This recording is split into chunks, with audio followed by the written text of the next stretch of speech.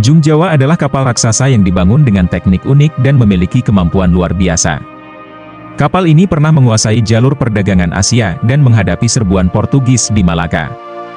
Namun, kini kapal raksasa itu menghilang dari peradaban. Jung Jawa adalah sebutan untuk kapal layar tradisional Jawa yang digunakan untuk perdagangan dan transportasi di Kepulauan Indonesia dari abad ke-10 hingga awal abad ke-18. Kapal ini memiliki ciri-ciri yang membedakannya dari kapal-kapal lain pada zamannya. Berikut adalah beberapa ciri-ciri dan keunggulan Jung Jawa. Pertama, ukurannya yang besar. Jung Jawa memiliki ukuran yang sangat besar, bahkan disebut-sebut sebagai kapal terbesar dalam sejarah dunia. Bobot muatan rata-rata adalah 40-2000 ton, dengan bobot mati rata-rata sebesar 1200-1400 ton, sementara panjangnya mencapai 300-400 meter.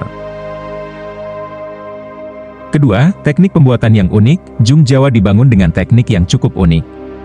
Alih-alih menggunakan paku atau besi, kerangka Jung Jawa menggunakan pasak untuk merekatkan bagian kapal satu sama lain.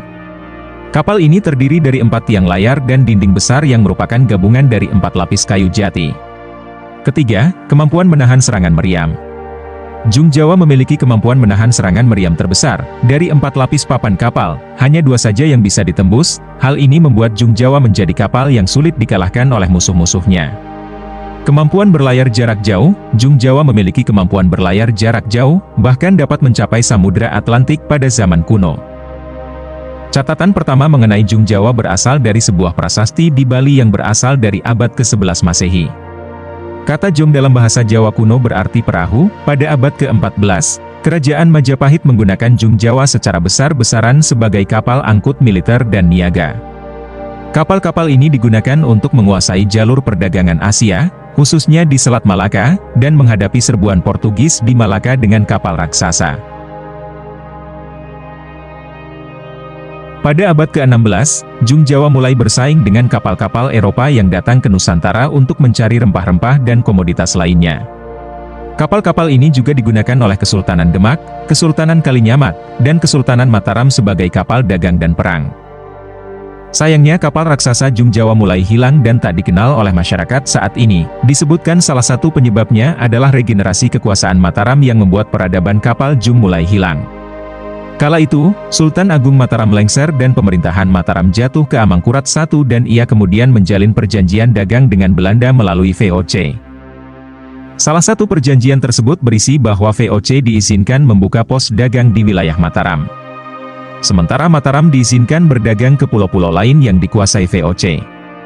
Untuk mencegah pemberontakan dari pihak yang tak setuju dengan perjanjian tersebut, Amangkurat I menutup pelabuhan. Ia juga menghancurkan kapal-kapal di kota-kota pesisir.